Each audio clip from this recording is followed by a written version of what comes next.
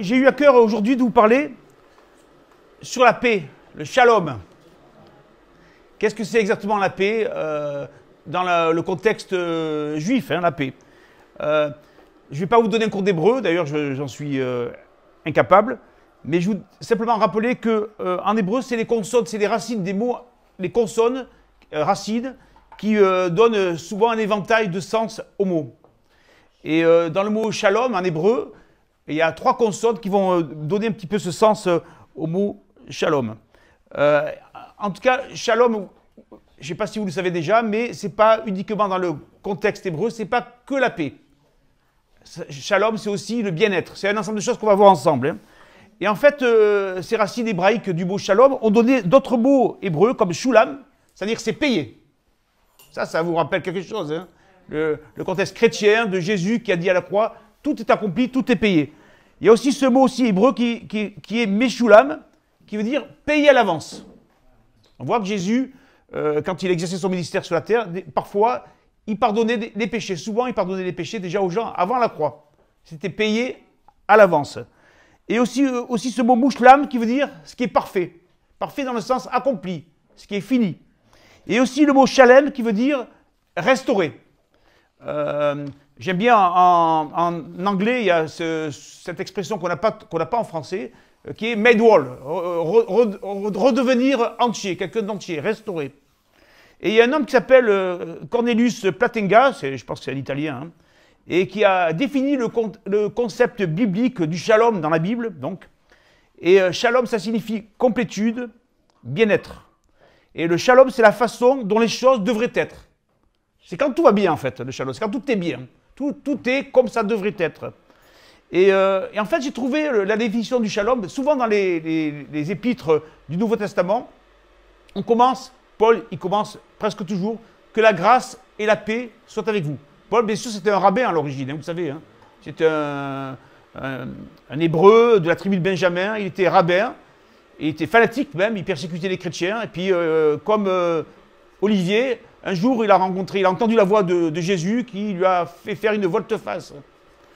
Et il a connu son chemin de Damas. Et dans l'épître de Jean, 3 Jean 1, 2, Jean, dans sa 3e épître, sa 3e lettre, il ne fait pas comme Paul, il ne souhaite pas le shalom, la paix à ses lecteurs, mais il leur dit, en fait, la définition du shalom. Il leur dit, bien-aimé, je souhaite que tu prospères à tous égards et sois en bonne santé comme prospère l'état de ton âme. Et ça, c'est le shalom biblique, puisque Jean, c'était un juif.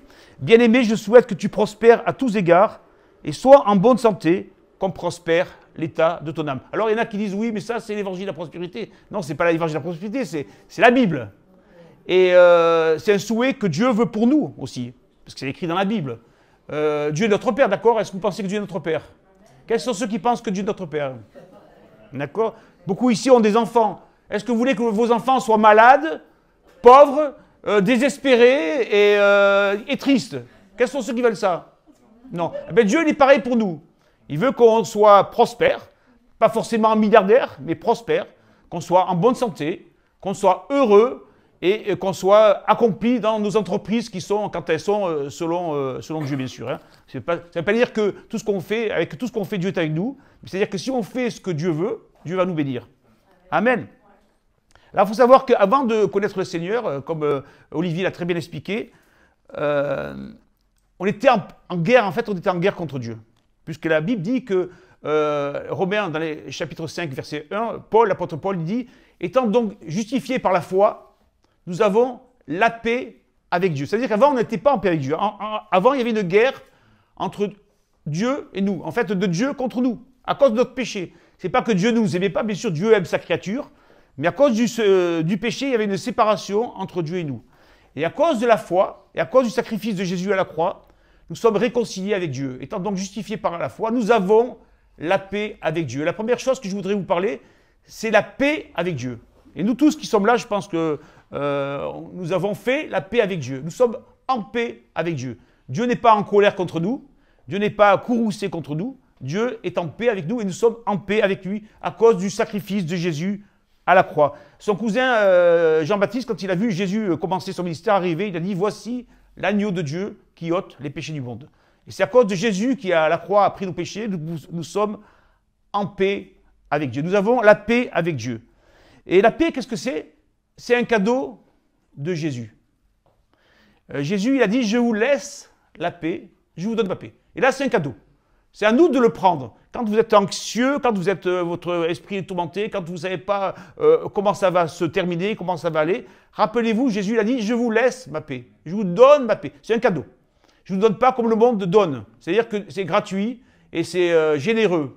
Donc c'est à vous de prendre, de recevoir, de dire, Seigneur, je reçois ta paix. Mon esprit est tourmenté, je sais pas, les pensées se bousculent au-dedans de moi, mais je reçois ta paix parce que tu me donnes ma paix. Donc la paix, c'est un cadeau de Jésus. Ensuite aussi, la paix, c'est une connaissance théologique, une connaissance de la parole de Jésus. Et je vais vous lire ce passage, cette parole merveilleuse de Jésus, dans l'évangile de Matthieu, chapitre 6, verset 25. C'est vraiment merveilleux. Matthieu 26, 25, où Jésus, il dit, « C'est pourquoi je vous dis, ne vous inquiétez pas pour votre vie, de ce que vous mangerez. » Alors voilà, ça c'est la base, nos besoins basiques. De ce que vous mangerez, ni pour votre corps de quoi vous serez vêtu. La vie n'est-elle pas plus que la nourriture, et le corps plus que le vêtement? Regardez bien ce qu'il dit. Regardez les oiseaux du ciel. Ils ne sèment ni ne moissonnent. Ils n'amassent rien dans des greniers, et votre Père céleste les nourrit. Ne valez-vous pas beaucoup plus qu'eux? Qui de vous, par ses inquiétudes, peut ajouter une seule coudée, c'est-à-dire 50 cm, à la durée de sa vie? Et pourquoi vous inquiétez au sujet du vêtement? Observez comment croissent les lys des champs, ils ne travaillent ni ne filent. Cependant, je vous dis que Salomon, même dans toute sa gloire, n'a pas été vécu comme l'un d'eux. Dieu revêt ainsi l'herbe des champs qui existe aujourd'hui et demain sera jetée au four. Ne vous vêtira-t-il pas à plus forte raison, gens de peu de foi? Ne vous inquiétez donc pas en disant, que mangerons-nous, ou que boirons-nous, ou de quoi serons-nous vêtus? Car ceux-là, ce sont les païens qui le recherchent. Or, votre Père céleste sait que vous en avez besoin.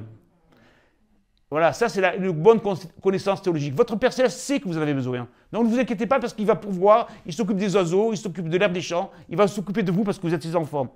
Et il dit cette parole très importante qui est bien connue, « Cherchez premièrement son royaume et sa justice, et tout cela vous sera donné par-dessus.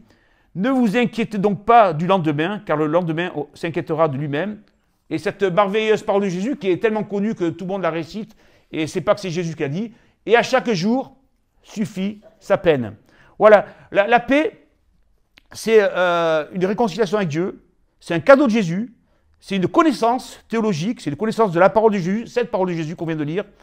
C'est une attitude aussi. L'apôtre Pierre, il dit, « Déchargez-vous sur lui de tous vos soucis, car lui-même prend soin de vous. » C'est une attitude. Pourquoi je me décharge sur lui de tous mes soucis? Parce qu'il prend soin de moi. Il prend soin de moi. Donc ça, c'est un fait. Dieu prend soin de nous, de vous, de chacun d'entre nous, et de vous. Dieu prend soin de nous. Et comme il prend soin de moi, je me décharge sur lui de tout souci. C'est-à-dire qu'à un moment, il y a un moment où je dois lui laisser mon souci. Alors vous allez dire, mais des fois c'est compliqué, j'arrive pas à me décharger en fait de mon souci. Mon souci, il m'oppresse, il est là sur moi, je lui pense jour et nuit. Comment j'arrive à me décharger sur lui de tous mes soucis? Bon, déjà, lui apporter déjà. Mais vous allez me dire, mais je lui ai apporté, mais je suis toujours inquiet. Et ça ne marche pas en fait. Alors il y a la paix aussi. On a vu la paix qui est une connaissance, un cadeau, une attitude, mais aussi la paix qui est un combat. Il y a aussi un combat pour recevoir la paix. Et ce combat il se trouve dans l'épître de Paul aux Philippiens, chapitre 4 et verset 6, où l'apôtre Paul, il dit « Ne vous inquiétez de rien ». Là, on rentre dans le combat. « Ne vous inquiétez de rien, mais en toutes choses, donc c'est la prière, faites connaître vos besoins à Dieu par des prières et des supplications, avec des actions de grâce, c'est-à-dire dans un esprit de louange. On apporte ses besoins à Dieu, on supplie Dieu, mais avec un esprit de victoire, comme il a fait dans ses combats spirituels, Olivier, avec des actions de grâce, avec un esprit de victoire, un esprit de louange. Et qu'est-ce qui va se passer? La paix de Dieu qui surpasse toute intelligence. C'est-à-dire que, même si nos pensées nous disent qu'on ne doit pas être en paix, la paix de Dieu, elle va prendre le dessus sur nos pensées. Et la paix de Dieu, et ça ce que je vous dis, c'est non seulement de la théologie, mais c'est du vécu, la paix de Dieu qui surpasse toute intelligence, gardera vos cœurs et vos pensées en Jésus-Christ, notre Seigneur. Et ça, c'est un combat de la prière. Mais c'est aussi un combat de la prière dans l'esprit aussi. C'est pour ça que le Seigneur nous a donné le baptême d'esprit, cette promesse que Dieu nous a faite, que Jean-Baptiste a fait, que Jésus a réitéré, et qui n'est pas optionnel, c'est pour chacun d'entre nous. Nous avons besoin, nous devons, ce n'est pas une option, nous devons recevoir le baptême des esprits. Parce que quand nous recevons le baptême des esprits, nous recevons la puissance des esprits en nous qui va nous aider à combattre contre les inquiétudes, combattre contre l'angoisse et recevoir la paix de Dieu. Et moi, quand j'étais très jeune, j'ai fait beaucoup d'expériences comme ça où quand j'arrivais pas, malgré la prière, malgré que je déchargeais, et là, je rentrais dans le combat, dans la vie d'esprit, dans le combat d'esprit. Et je commençais à parler en langue. Et la parole de Dieu nous dit que quand je parle en langue, je me construis, je ne sais pas ce qui se passe, mais je construis. Je parle à Dieu, j'ai une communication avec Dieu, je prie Dieu, d'excellentes prières, je rends grâce à Dieu. Et donc, quand je parle en langue, je rentre dans ce combat spirituel et c'est le Saint-Esprit qui prend la main sur mon esprit. Et là, je peux remporter des victoires spirituelles sur l'angoisse, sur le doute, et je peux recevoir cette paix qui surpasse, encore plus, qui surpasse toute intelligence. Donc, je vous encourage, ceux qui n'ont pas reçu le baptême du Saint-Esprit, à le rechercher. Oui, vous en avez besoin. Oui, ce n'est pas une option. À le recevoir, à parler en langue sous la puissance, sous l'inspiration du Saint-Esprit, tous les jours, avec abondance. L'apôtre Paul, il dit, je parle en langue plus que vous tous, donc ça peut être quelque chose de très abondant. Et ainsi, vous allez recevoir cette victoire contre les angoisses, contre l'inquiétude, et vous allez recevoir ce parfait shalom, cette parfaite paix de Dieu. Donc, on a vu que Dieu donne la paix, on a vu qu'il faut faire la paix avec Dieu, on a vu qu'il faut recevoir la paix de Dieu, on a vu comment. Et on va voir aussi que Dieu, le Dieu de paix, veut être avec nous. Ça, c'est une quatrième phase, une quatrième étape. Recevoir la paix, être en paix avec Dieu, être réconcilié avec Dieu, mais il faut aussi que le Dieu de paix soit avec nous. Et comment? Et Paul, il dit, ce que vous avez appris, reçu et entendu de moi, ce que vous avez vu en moi, pratiquez-le, et le Dieu de paix sera avec vous. Le Dieu du shalom sera avec vous, tous les jours. C'est bien d'avoir la paix de Dieu, c'est bien d'être en paix avec Dieu, mais c'est encore mieux d'avoir le Dieu de paix avec nous. Et c'est ce que l'apôtre Paul, il dit. Et comment le Dieu de paix sera avec nous? Paul dit en pratiquant. C'est plus une connaissance théologique, c'est plus simplement une connaissance théologique, c'est plus simplement un combat de la prière, c'est une pratique, c'est-à-dire une pratique de la vie chrétienne quotidienne. Alors vous allez me dire, mais l'apôtre Paul, il n'est plus là, Jésus, il n'est plus là, mais comment je vais les trouver? Je vais les trouver dans sa parole.